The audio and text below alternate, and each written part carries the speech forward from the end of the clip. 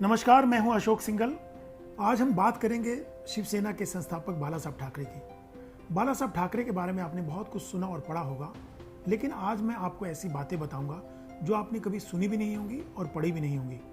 बाला साहब ठाकरे से मुझको मिलने का कई बार मौका मिला, उनका इंटरव्यू करने का मौका मिला। इन्हीं इंटरव्यू के दौरान बाला साहब ठाकरे ने अपने दिल की बातें मेरे से की।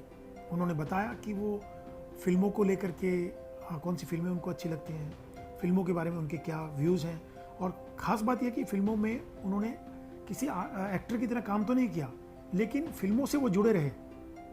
शांता कुमार की जो फिल्म थी दिया और तूफान, उन्होंने उसमें आर्टिस्ट के तौर पे, कार्टूनिस्ट के तौर पे काम किया।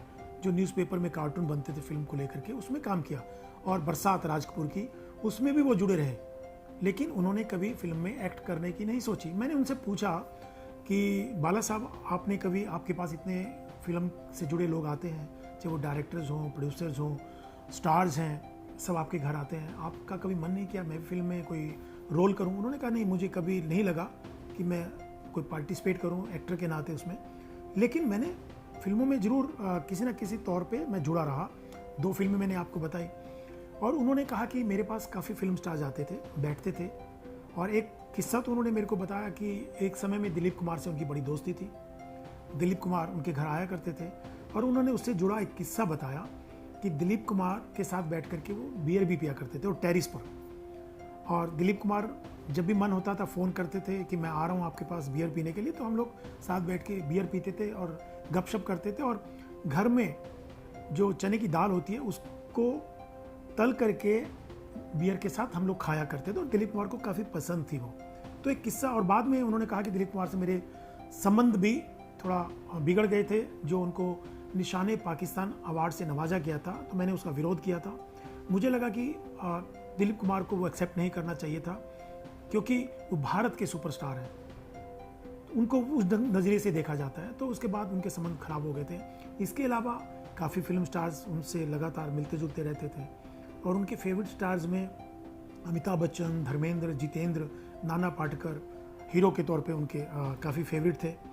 और इसके अलावा हीरोइंस में पुराने ज़माने की अगर बात की जाए तो वैजंती माला, मधुबाला, नरगिस, नूतन उनकी फेवरेट हीरोइंस में से थी। उसके बाद हेमा मालिनी, ऐश्वर्या राय, और श्रीदेवी, रेखा, जयप्रदा उनकी फेवरेट हीरोइंस में रही, और फिल्मों के बड़े शौकीन थे। उनको खास बात यह कि मार धाड़ वाली फिल्में बहुत पसंद थी, एक्शन मूवीज़।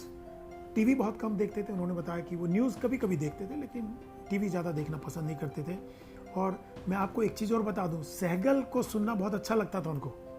सहगल के गीत सुना करते थे, काफ़ी उनके पास रिकॉर्ड था उनका सहगल के गीतों का। और उनका एक गाना था, एक बंगला बने न्यारा, उसको बाला साहब ठाकरे कभी कभी गुनगुनाते भी थे। तो ये बड़े शौकीन टाइप के व्यक्ति थे, चाहे फिल्मों की बात करें। और एक किस्सा और उन्होंने बताया मुझको, और ख़ास बात यह कि जब मैं इंटरव्यू कर रहा था तो मेरे सामने वो वाइन पी रहे थे और सिगार पी रहे थे, जबकि अमूमन बहुत कम होता है, लोग छुपा के रखते हैं। बाला साहब ठाकरे से मैंने पूछा कि आप ये वाइन पी रहे हैं और सिगार भी पी रहे हैं। उन्होंने कहा कि मैं बाकी नेताओं और मंत्रियों की तरह नहीं हूँ कि छुपा करके कुछ करूँ। मैं जो करता हूँ खुलेआम करता हूँ। कि बाकी मंत्री या नेता तो कोका कोला में वाइन पी करके डाल करके पीते हैं, लेकिन मैं तो आपके सामने पी रहा हूँ। तो उन्होंने बताया कि मैं वाइन काफ़ी समय से पी रहा हूँ, लेकिन उससे पहले मैं बियर पिया करता था। और फिर जब मेरा बाईपास हुआ, सर्जरी हुई, उसके बाद मैंने वाइन पीना शुरू किया। पहले स्मोकिंग भी खूब करता था, लेकिन स्मोकिंग छोड़ के फिर डॉक्टर ने कहा कि सिगार पी लीजिए, ज़्यादा वो नहीं है। तो सिगार मैंने पिया, क्योंकि स्मोकिंग की आदत थी। तो उन्होंने ये चीज़ें मेरे को एकदम खुले मन से सब चीज़ें शेयर की।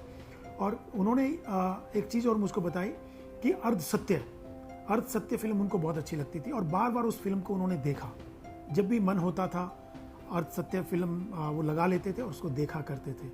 उन्होंने कहा कि जब उनकी पत्नी की डेथ हुई तो उसके बाद काफ़ी अकेलापन महसूस करने लगे थे। उसके बाद वो सिगार पीते थे, वाइन पीते थे। और बाला साहब ठाकरे के बारे में मैं आपको एक चीज़ और बता दूं, बाला साहब कार्टूनिस्ट तो थे। उन्होंने कुछ न्यूज़पेपर्स के साथ काम किया कार्टूनिस्ट के नाते, शिवसेना की स्थापना की, और उनको हिंदू हृदय सम्राट की उपाधि लोग बोलते थे कि हिंदू हृदय सम्राट हैं वो। और उनके जो बयान होते थे, काफ़ी उनसे विवाद खड़े होते थे, काफ़ी चर्चा में रहते थे, कंट्रोवर्सीज होती थी, लेकिन वो कभी परवाह नहीं करते थे।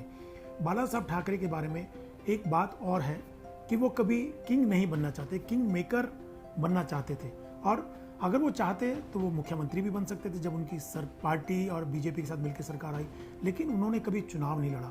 वो कहा करते थे मैं कभी चुनाव नहीं लड़ूंगा, मैं कभी किंग नहीं बनूंगा, मैं हमेशा किंग मेकर की भूमिका में रहूंगा।